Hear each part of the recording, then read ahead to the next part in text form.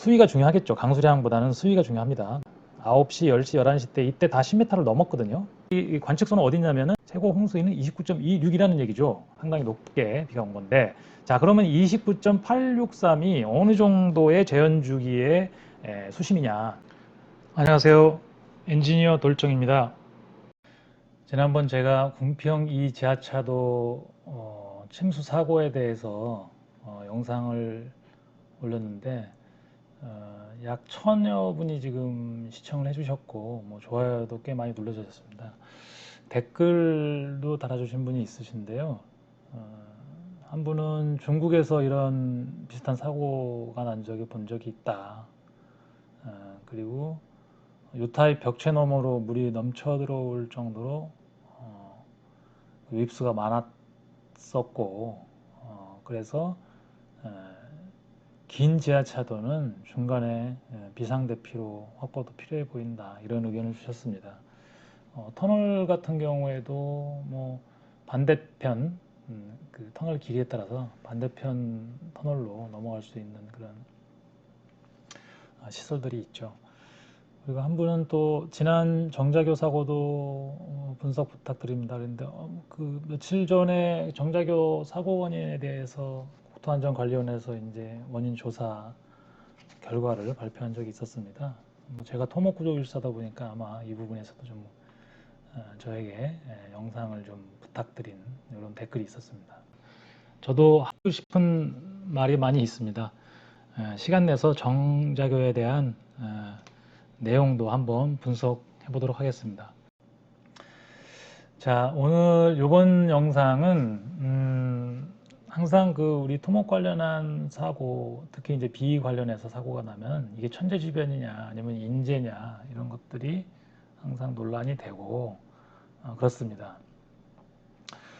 이번 사고는 또 그 주체들이 상당히 많습니다. 관련 기관들이 많은데 충북도는 행복청이 쌓은 제방이 무너진 게 가장 큰 사고 원인이다 라고 주장을 하고 있고요.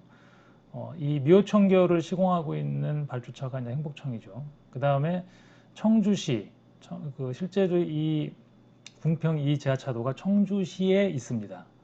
지하차도 관리는 충북도 담당이다.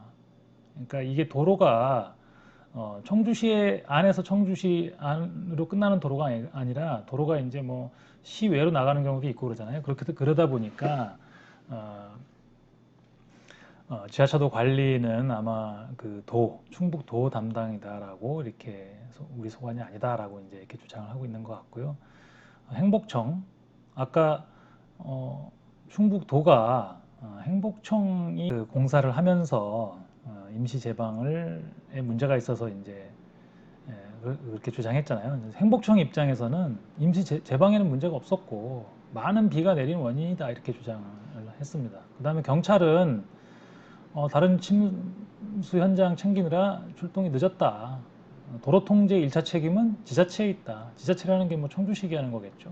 사실 여기는 빠져 있지만 금강유역 그 환경청이죠. 환경부에 거기도 이 제방을 관리하는 또 주체잖아요. 그래서 이 제방에 문제가 있었다 그러면 거기서도 잘 관리를 했어야 되는 거 아니냐. 이제 여기 관계 기관이 하나 더 추가됐는데, 자, 아무튼 이 사고로 인해서 많은 기관들이 지금 언론의 질타를 받고 있고, 오송 참사 내탐만 했던 기관들 중대재해법 못 피한다, 뭐 이런 또 기사도 났더라고요. 이 중대재해처벌법이라는 게 사실상 애매하긴 합니다.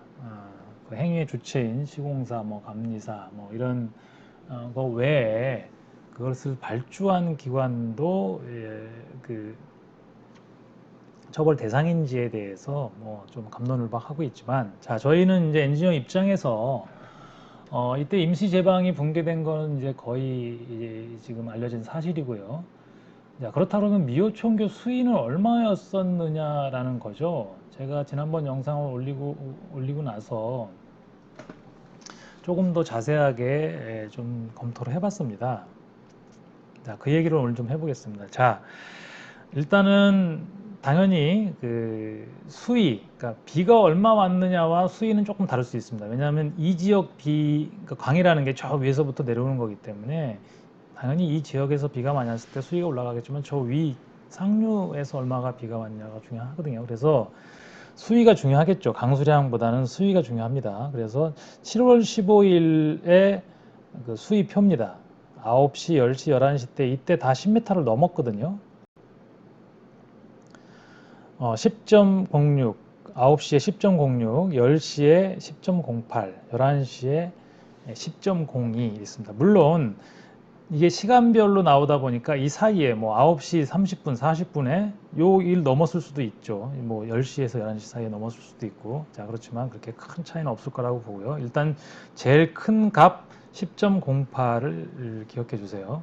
자, 이 수위라는 거는 그 관측소에서 어떤 점을 기준으로 잰 깊이죠. 물의 깊이죠. 그래서 그 기준이 어딘지를 알아야 됩니다.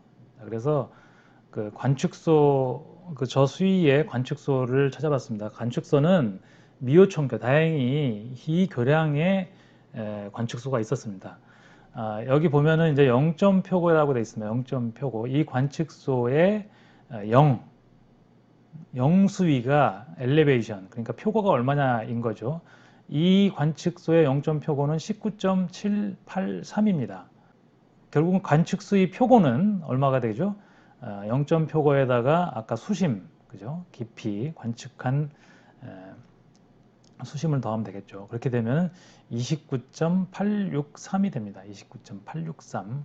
이 관측소는 어디냐면은 이 미호청교의 정 가운데 있었어요. 근데 이제 이게 2018년까지는 이게 있었고 이제 미호청교 공사를 시작하고 나서 2010년 5월 로드뷰를 보면 없습니다. 아무튼 이게 지금 현재는 어디 있는지 모르겠지만은 어디 위치에 있겠죠. 뭐 그건 살려뒀겠죠. 그랬으니까 계속 관측이 됐겠죠. 자 그러면 우리가 그러니까 그날 10시 최고로 높은 수위의 표고로 알았죠. 자, 그러면은 계획 수위를 알아야겠죠. 계획 수위. 계획 수위와 제방고를 알아야 되는데 제방고는 일단 32.1이라는 걸 확인했습니다. 제가 요 수치지도 다운받아 가지고 확인했습니다. 여기가 지금 제방 끝이고 교량이 시작하는 곳인데 32.1입니다. 제방 높이는 32.1이라는 걸 기억해 주시면 되고요. 자, 그러면 이때 제방을 설계하거나 교량을 설계할 때 적용한 홍수위는 얼마냐 이거죠. 홍수위. 백년빈도 홍수위는 얼마였냐. 요거는 어느 자료를 보면 되냐면 2011년 미호천 하천 기본 계획을 보면 됩니다. 당시는 대전지방국토관리청에서 발행한 겁니다. 자, 29.26이라고 나왔습니다. 개수전. 자, 개수전과 지난번 영상에서 제가 설명드린 거 기억하시겠죠? 여기는 지금 이 교량들이 있는 곳이 가장 하폭이 좁아가지고 이 하폭을 넓히려고 하는 계획이 미호천 하천 기본 계획에 있었습니다. 자, 이 개수전과 개수후의 차이는 뭐냐면은 개수전은 하폭을 늘리기 전, 지금 현재 상태예요. 지금 교량을 시공할 때 지금 그 하폭을 늘리기 전 상태입니다. 그 다음에 하폭을 늘렸을 때는 개수후입니다. 그래서 약 20cm 정도가 수위가 떨어지는 것을 확인할 수 있는데 지금 현재는 하폭을 늘리는 공사를 안 했기 때문에 지금 29.26으로 보면 되겠죠. 자, 그래서 우리가 관측 수위는 아까 계산해 보니까 29.863이었고 기본 계획 그 최고 수위, 최고 홍수위는 29.26이라는 얘기죠.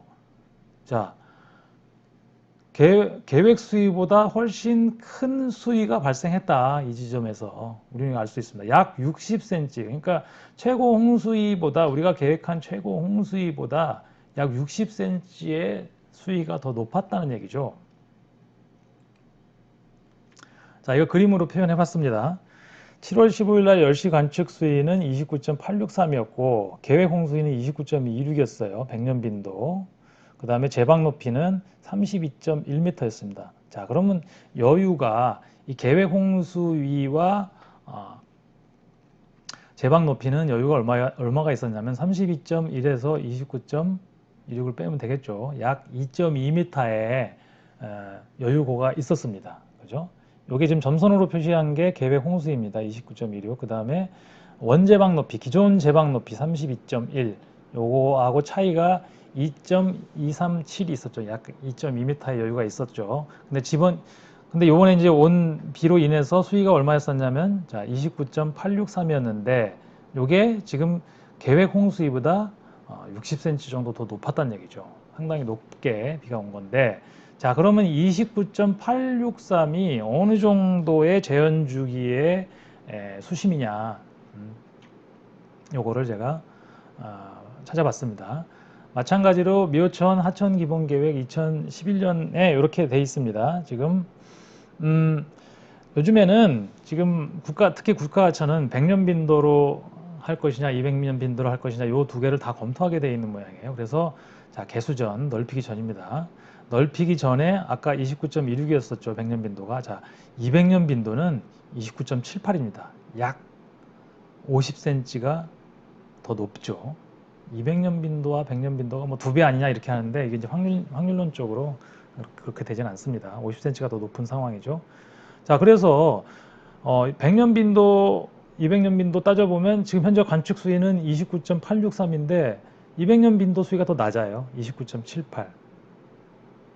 200년 빈도보다 더 높은 수위였다라는 얘기죠. 그래서 이 교량공사를 하고 있는 행복청은 어떻게 주장하냐? 비가 많이 왔다. 비가 많이 왔다. 이 사실을 알고 있는 거죠. 비가 많이 와서 그랬다라고 이제 주장을 하고 있는 것입니다.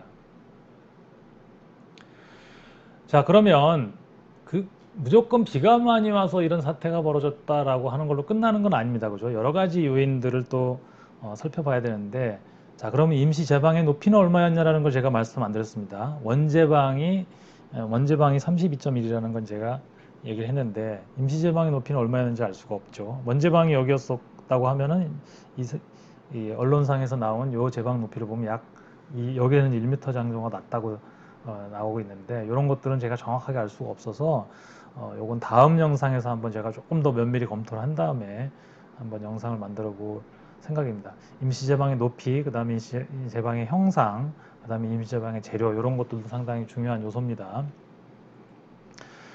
자, 그 다음에 한 가지 아쉬운 건 제가 2011년에 이미 제방을 넓히려고 계획을 하고 있었고, 그 당시 대전지방국토관리청이 2017년인가에 이미 이 제방을 넓히는 사업을 발주를 해갖고 공사까지 시작을 했었습니다.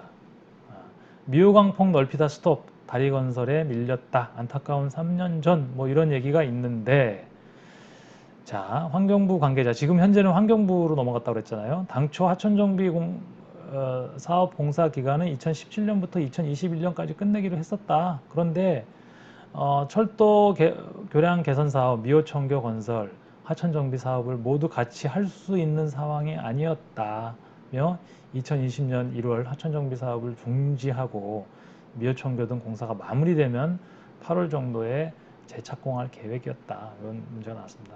자, 그러면 만약에 제방 넓히는 공사를 먼저 했다면 또 어떤 상황이 발생했었는지 그런 것들에 대해서 한번 제가 또 영상을 만들어 볼 계획을 가지고 있습니다.